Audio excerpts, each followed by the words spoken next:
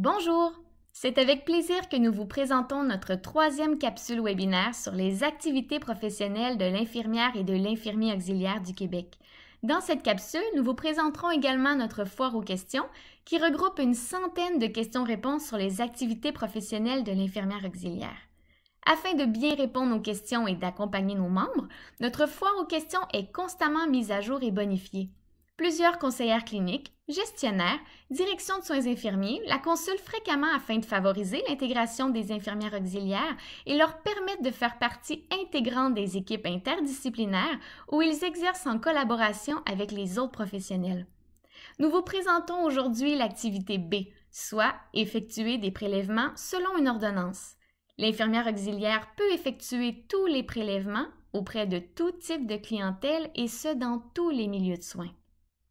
Afin de consulter notre document maître sur les activités professionnelles, nous allons nous diriger sur l'onglet « Pratiques professionnelles », puis dans la sous-section « Activités professionnelles ».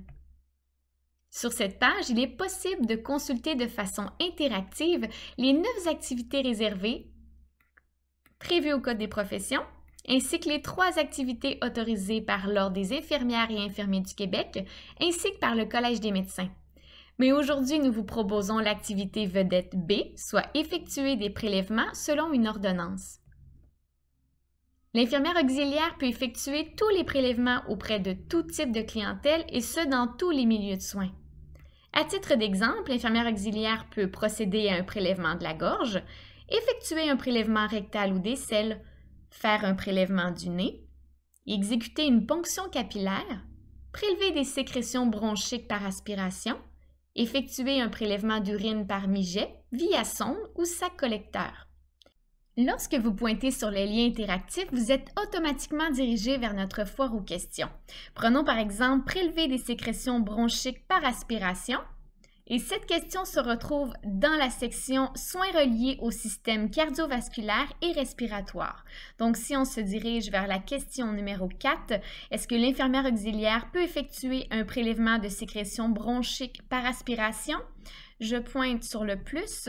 Eh bien oui, comme énoncé à l'article 37.1 paragraphe B du Code des professions, l'infirmière auxiliaire peut effectuer des prélèvements selon une ordonnance. Donc dans toutes nos questions, vous retrouverez bien sûr la réponse, l'article du Code des professions pour le cadre légal avec les définitions et les applications de l'activité, ainsi que d'autres liens interactifs vers d'autres documents. Allons-y avec une première question. Est-ce qu'une infirmière auxiliaire peut effectuer un prélèvement par écouvillonnage pour le dépistage de la chlamydia? Pour connaître la réponse, lorsque nous sommes sur la page principale, pointez la section « Foire aux questions ». Ensuite, dans le menu de gauche, nous allons pointer divers aspects de la pratique professionnelle. Les pastilles représentent les catégories de questions regroupées par thème. Donc, par exemple, nous avons pharmacothérapie, résidence privée pour aînés, vaccination et plusieurs autres. Mais pour notre réponse, nous allons nous diriger dans la catégorie soins reliés au système urinaire et reproducteur. À la question numéro 4, est-ce qu'une infirmière auxiliaire peut effectuer un prélèvement par écouvillonnage pour le dépistage de la chlamydia? Eh bien oui, tel qu'énoncé à l'article 37.1 paragraphe B du Code des professions, l'infirmière auxiliaire peut effectuer des prélèvements selon une ordonnance. De plus, ce prélèvement exige l'introduction d'un instrument dans le milieu urinaire. On peut donc relier cette technique à 2 activités, celle-ci mentionnée ci haut, ainsi qu'à l'activité H, qui est introduire un instrument ou un doigt, selon une ordonnance, au-delà du vestibule nasal, au-delà des grandes lèvres, du méa urinaire ou de la marge de l'anus ou dans une ouverture artificielle du corps humain. Un webinaire sur cette activité vous sera présenté bientôt. Prochaine question. Croyez-vous que l'infirmière auxiliaire puisse effectuer un prélèvement de sécrétion gastrique chez le nourrisson?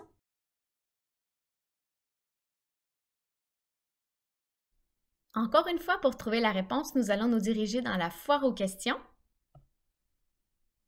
Puis dans le menu de gauche, sélectionner divers aspects de la pratique professionnelle.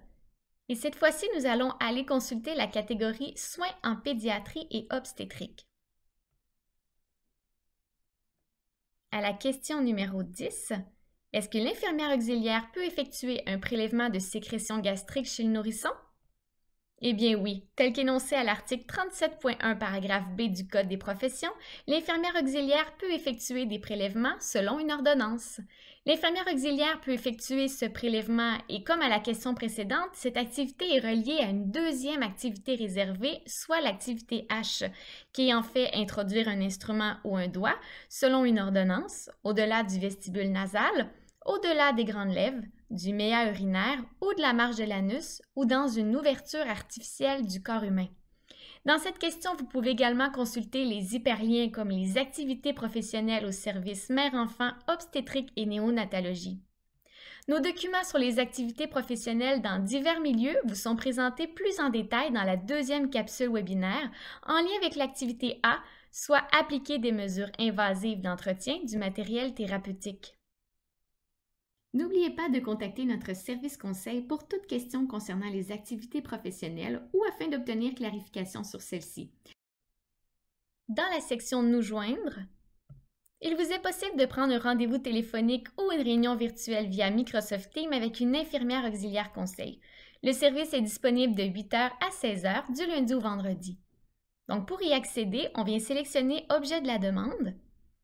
Et j'ai un questionnement, par exemple, en ce qui concerne le champ d'exercice, les activités réservées et autorisées de l'infirmière auxiliaire. Et avant de continuer, on me propose de consulter des documents qui sont déjà disponibles sur le site Internet, donc notamment la foire aux questions, le profil des compétences ou encore les activités professionnelles de l'infirmière auxiliaire, ou sinon, on peut poursuivre avec notre demande. Je suis un membre, un professionnel de la santé, un membre du public, un professionnel de l'enseignement ou une candidate à l'exercice de la profession. Donc, pour cet exercice-ci, je pourrais sélectionner « Je suis un membre ».